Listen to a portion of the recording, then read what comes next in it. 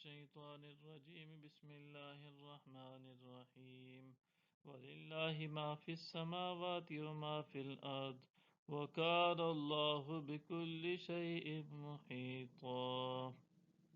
اور سب اللہ ہی کا ہے، جو کچھ آسمانوں میں ہے اور جو کچھ زمین میں ہے، اور اللہ ہر چیز کا احاطہ فرمائے ہوئے ہے۔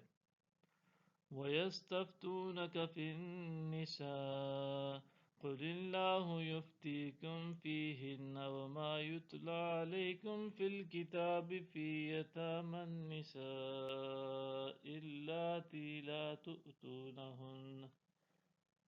لا تؤتونهن ما كتب لهن وترغبون أن تنكحوهن والمستضعفين من الولدان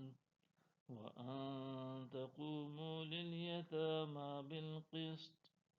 وما تفعلوا من خير فإن الله كان به عليما۔ اور لوگ آپ سے عورتوں کے بارے میں فتویٰ پوچھتے ہیں، آپ فرما دیں کہ اللہ تمہیں ان کے بارے میں حکم دیتا ہے جو حکم تم کو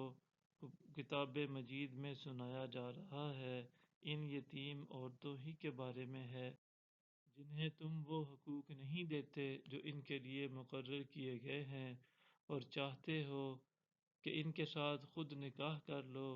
اور نیز بے بس بچوں کے بارے میں بھی یہی حکم ہے، اور کہ یتیموں کے معاملے میں انصاف پر قائم رہا کرو، اور تم جو بھلائی بھی کرو گے تو بے شک اللہ اسے خوب جاننے والا ہے۔ وَإِنِ امْرَأَةٌ خَافَتْ مِنْ بَالِهَا نُشُوزًا أَوْ إِعْرَاضًا فَلَا جُنَاحَ عَلَيْهِمَا أَنْ يُصْلِحَا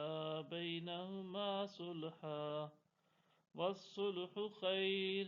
وَأُحْضِرَتِ الْأَنفُسُ الشُّحَّ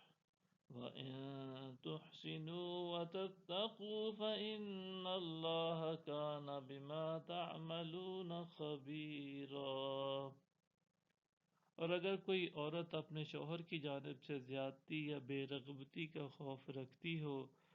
تو دونوں پر کوئی حرج نہیں کہ وہ آپس میں کسی مناسب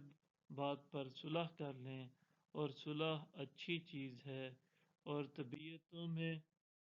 تھوڑا بہت بخل ضرور رکھ دیا گیا ہے، اور اگر تم احسان کرو اور پرہیزگاری اختیار کرو